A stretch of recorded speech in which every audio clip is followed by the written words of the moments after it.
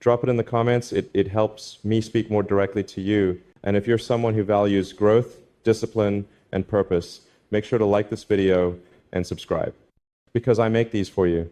And everyone is made to help you rebuild your life from the inside out. Now, I know something about you. You're not here for a quick motivational buzz. You've been through things. Maybe you're over 50. Maybe you've raised children, survived loss, made sacrifices, and still wake up wondering, is there more for me? Yes, there is. But to access it, something has to change. Not out there, here, inside you. Let me tell you about a man named George. George worked 30 years in Ohio as a machine operator. Every day was predictable. Work, home, television, sleep. At 61, George was forced into early retirement. He told himself, it's too late now. Until one morning, standing at his kitchen sink with coffee in his hand, he did something different. He turned off the television, Saturday in silence, and asked himself, what do I still have inside me that hasn't been lived yet? That question changed everything. That same year, George started woodworking in his garage. 1 year later, he was selling handcrafted rocking chairs. 2 years later, he had his own YouTube channel teaching others how to do it. George didn't need permission to start. He just needed to stop waiting. Now, I want you to ask yourself that same question. What do I still have inside me that hasn't been lived yet? Write it down. Say it out loud. Feel it in your chest. Because the minute you ask that question, you take your life off autopilot. When people ask me, Elon, how do you stay productive in the morning? I say this, I don't waste energy making decisions. I can automate. I wear the same style clothes. I start with the same question. What's the one problem I can move forward today? That's it. Because clarity, not motivation, is what moves you. For you, it might be a simple walk after waking, reading scripture or a positive quote, writing one sentence about what matters to you today. That's a morning reset, and it builds momentum that carries into everything else. What's the first thing you do in the morning? Is it checking the news, complaining, scrolling, or is it something that aligns with your higher self? Be honest, drop your answer below. Let's help each other grow. One of the biggest lies adults tell themselves is, if I haven't figured it out by now, I probably never will. That belief kills more dreams than failure ever could, because failure gives feedback, but that belief, it silences action before you even start. I want to challenge you to break that voice today, not by fighting it, but by proving it wrong with action. Even the smallest act of alignment in the morning rewires your brain. Neuroscience confirms this. Your first 30 minutes awake sets the emotional tone for your entire day. So if your morning is full of noise, negativity, and passivity, that's what your day becomes. But if your morning is anchored in clarity, movement, prayer, and purpose, that's what your life becomes. I believe God still works through the stillness. That morning, silence is not empty. It's filled with answers.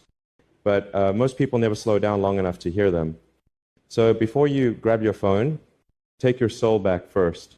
Ask, who do I need to be today? Then act from that place. In a moment, I'm going to share a very specific morning routine I designed that anyone, no matter your age, can do in just 5 minutes to shift your entire focus for the day. But first, you need to understand something about time. Not how to manage it, but how to own it. We'll talk about that in a minute. You woke up today for a reason, and if you still have breath, you still have purpose. You see, most people think the secret to success is doing more, but in reality, it's about doing less of what drains you, less of what distracts you, and more of what moves you toward the life you still want to build. That's how you begin to own your time. And when you own your time, you take back your power. Let me ask you something. How many hours of your day do you actually own? Not the hours you give to other people's needs, not the hours filled with television or chores or endless scrolling, but time that belongs to you? If your answer is almost none, you're not alone. Most people, especially over 50, feel like their time is no longer theirs. It's either been taken or wasted. But I want to give you a simple idea today, one that could reset the entire way you look at time. Let me tell you about Diane. She lives in Kansas. She's 58, worked as a receptionist for 25 years. Every day, she'd get home exhausted. Dinner, sit on the couch, watch reruns, sleep. Until one evening, she saw a video that asked one question: what would happen if you claimed just 15 minutes a day for yourself? So Diane made a decision. She set her alarm 30 minutes earlier. She used the first 15 minutes to pray, stretch, write down her goals, and read something uplifting. No phone, no noise, no guilt. 3 months later, Diane had finished 3 books. She started journaling. She was healthier, happier, more alert. She said, "I feel 10 years younger just because I finally gave myself permission to start living again." Now, Diane owns her mornings, and as a result, she owns her life. Here's something I often say in interviews: you don't need to be extreme, you just need to be consistent. So here's a simple framework. Use this every morning. I call it the Focus 4. It's 4 small steps you can do in 10 to 15 minutes that will shift your entire day. 1. Silence. Just 2 minutes. No phone. Breathe. Let your thoughts settle. 2. Scripture or quotes. Read one verse or a powerful quote. Let it guide your focus. 3. Movement. Stretch your arms. Rotate your neck. Take a short walk. Activate your body. 4. Direction. Ask, what one thing can I do today that brings me closer to the life I want? Write it down. This is not a gimmick. It's a reset switch. Do this every morning, and you'll notice something strange. You'll feel in control again. Try it tomorrow morning. And when you do, come back to this video and comment one word: clarity, because that's what you'll feel. Here's what no one tells you. When you don't own your time, your mind starts believing you have no future. That's why mornings matter. They're not just about waking up your body. They're about waking up your identity. You are not too old. You are not out of time. You are one decision away from progress. Now, maybe you're thinking, Elon, I've lived 60 years like this. I can't just change overnight. And you're right, you can't, but you don't have to change everything. You only need to change the first 15 minutes. That's it. Because the first few steps of the day decide the direction of the rest. And I believe this with all my heart. When you give God the first minutes of your day, you invite peace into the rest of it. Those moments of stillness aren't wasted. They're preparation. Even Jesus went to be alone early in the morning. Why? Because clarity is born in quiet, and strength comes from stillness. Think of it like this. You don't need to pour an entire gallon of fuel to start an engine. You just need a spark. That spark is your morning, and once it's lit, the rest of the machine starts moving on its own. Now, you might be wondering, okay, I get the morning idea, but how do I stay motivated throughout the day, especially when life is still hard or painful or uncertain? That's what we're talking about next. Because if the morning is the spark, then your mindset is the engine that keeps running all day. And I'm going to show you how to build a mindset that's unstoppable at any age. So your morning gave you the spark, but let me ask you this. What do you do when that spark begins to fade by noon? Because let's be honest, you can start strong and still lose momentum, especially when life feels heavy, when the bills are waiting, when the news feels discouraging, when your body is aching, and it's hard to remember why you started in the first place.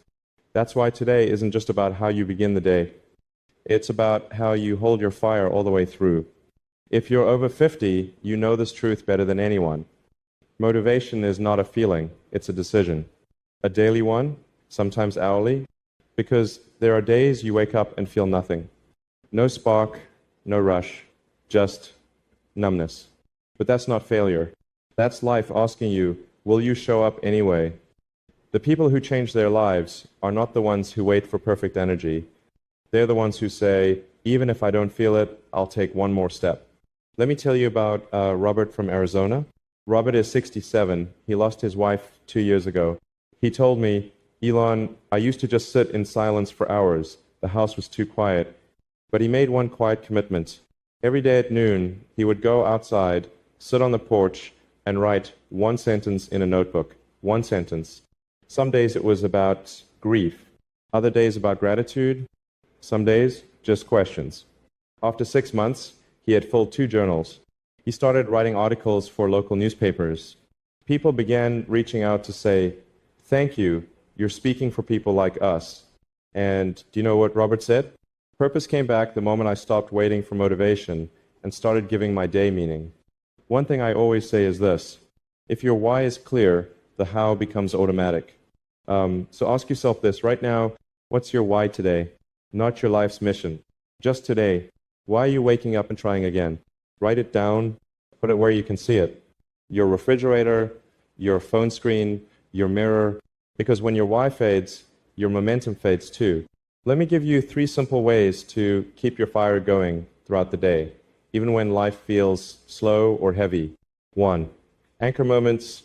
Set 2 times during the day, maybe noon and 6 p.m., to pause, breathe, and check in with yourself. Ask, what's one thing I did well today?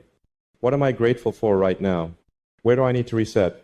Even 1 minute of pause can stop a downward spiral. 2. Movement reignites energy. You don't need a gym. Walk around your block, stretch your arms and legs for 5 minutes. Put on music and move your body gently. This isn't about fitness. It's about stirring life back into your body. 3. Speak life into someone. Make a phone call. Send a kind message. Compliment someone at the grocery store. Why? Because when you pour into others, it fills you up too. The science backs it. Acts of kindness release endorphins and reduce stress. But the soul knows it too. Here's a question I want you to answer in the comments. What's one thing that gives your day meaning even when it's hard? It might be your faith, your children, your art, a small goal, whatever it is, share it. You might inspire someone else who's silently struggling right now. I believe we're not just human beings, we're souls. And souls get tired too, not just from doing too much, but from feeling too little. So if you're emotionally numb, restless, or burned out, don't shame yourself. Just come back to the quiet. God still meets people in the middle of their ordinary days. He's not far from you. He's right here. Sometimes what you need most is not to fix your life, but to sit in His presence and let Him hold it for a while. You don't need to light a fire and keep it roaring all day. You just need to protect the spark. Like a candle in the wind, you cup your hands around it. Shield it from negativity. Breathe gently and let it glow. That's your spirit. That's your vision. That's your reason. Protect it. Because you stayed with me, I want to give you exactly what I promised. This isn't a theory. This is a tool, simple, powerful, and repeatable. The 5-minute morning formula. This is how you can rewire your day before it even begins. Here it is, step by step. Step 1, sit in stillness for 1 minute. Close your eyes, no distractions, no devices, just breathe. This 1 minute resets your nervous system and quiets your racing thoughts. Most people skip this and spend the rest of the day overwhelmed. But silence is your first act of power. Step 2, speak one truth for 1 minute. Say something out loud that brings your spirit back into alignment. Examples: today I will walk in purpose. I'm still here. I'm still breathing. I still have time. God is with me. I don't walk alone. The brain listens when you speak. Your words shape your chemistry. They're not noise, they're programming. Step 3, move with intention for 1 minute. Raise your arms, stretch your back, roll your shoulders, walk in place, breathe deeply as you do. You're not exercising, you're activating. Energy follows motion. Don't start your day frozen. Move yourself into momentum. Step 4, focus with clarity for 1 minute. Ask yourself this: what is one small thing I can do today that moves me toward the life I want? Not 10 things, just one. Write it down. That one act becomes your anchor for the day. It could be a phone call, a walk, writing a paragraph, praying for someone. Small does not mean insignificant. Step 5, gratitude with vision for 1 minute. Speak or write one thing you're grateful for, and then close your eyes and visualize the kind of day you want to have. Let that picture sink into your emotions. Why? Because your mind doesn't move toward tasks, it moves toward pictures. The clearer your inner vision, the more focused your outer actions. Now pause and just feel that you just took 5 minutes And in those 5 minutes, you did something most people go years without doing. You realigned. You reset your system. You made your soul stronger than your schedule. Let me ask you, how do you feel right now? Lighter, clearer, even a little more yourself? Type "I'm ready" in the comments if you felt even a spark. Because if you did, that's not random. That's your spirit waking back up. You are not just waking up into a day. You are waking up into your life. Every morning is a new vote toward the person you are becoming. And if you've made it to this point in life, if you've lived through disappointment, loss, fatigue, maybe even regret, you're not broken. You're seasoned. You've got something most people lack, depth, and now you've got direction. I've said this often in interviews. If something is important enough, even if the odds are against you, you should still do it. You know what's important? Your health, your peace.